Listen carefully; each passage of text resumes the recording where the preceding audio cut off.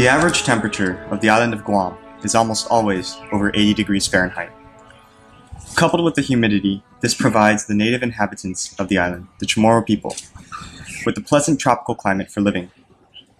In fact, because it's so hot and tropical, people from Guam tend to have a hard time adapting to colder temperatures. In many places off-island, it can feel really cold.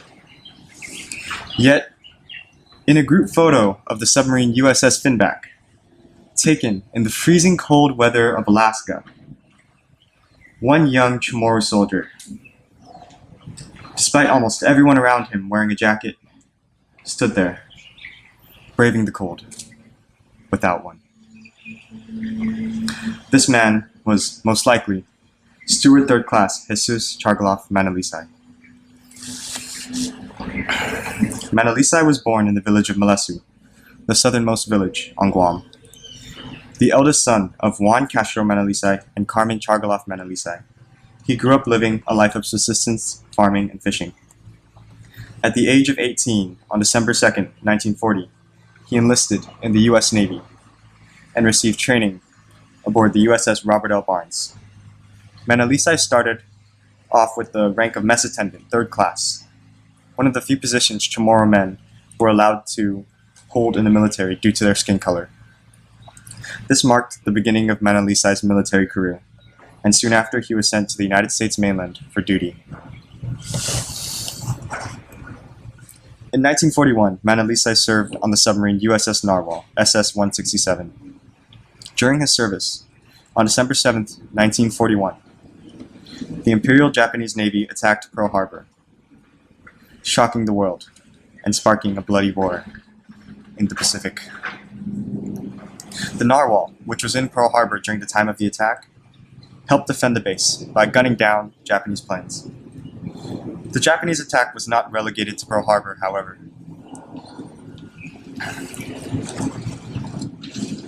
Hours later, they also attacked Manalisay's home island, Guam, which they occupied for the next 2.5 years. Over the course of the war, Manalisay participated in the Battle of Midway and a reconnaissance operation around Kiska, an Alaskan island of the Aleutians captured by Japanese forces. And in 1943, Manalisay served on the USS Wahoo, SS-238. The Wahoo embarked on a highly perilous war patrol, infiltrating the Sea of Japan, located between western Japan, the eastern Korean peninsula, and parts of Russia. The Wahoo succeeded in its mission, wreaking havoc on enemy shipping lanes by sinking 4 ships and 13,000 tons of cargo. Unfortunately, however, on its journey home from this patrol, it had to pass through the Soya Strait, a choke point between the Sea of Japan and the Pacific Ocean. It was in this strait where a Japanese aircraft spotted the Wahoo and dropped aerial bombs and depth charges, sinking the submarine.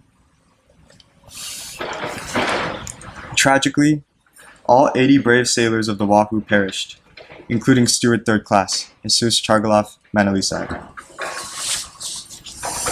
Even though Manalisay was limited in his ability to help in the war due to the color of his skin, he still patriotically fought and died not only for the United States, but for the hope that the U.S. would eventually liberate his home and his family back on Guam from the horrors of enemy rule. Although Jesus Chargualaf Manalisay didn't get to live to see the liberation of his island, his efforts contributed to the bigger picture of the war. Manalisay's service in the U.S. Navy is a testament to his courage and epitomizes the fact that you don't have to be well known to be a war hero. Most soldiers lived silent lives and made sacrifices and endured hardships that went largely unknown, yet their stories are still profound and heroic in their own ways. As Chamorro soldiers left Guam, like Manalisay did, some would sing this song to their mothers and wives, comforting them to wipe their tears because they will be together again. Basta na di tumangis sa toru ilago mu sa tio apmam na tiempo siempre ifatu ilahi mu. Pues adios, querida. Pues adios, adios. Esta aquí matutukin ng lagu. Tataas sa Guanados. Jesus, si Diyos maasi para isinabi mo.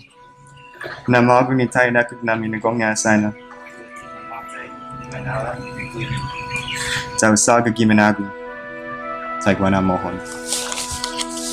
Si Diyos maasi.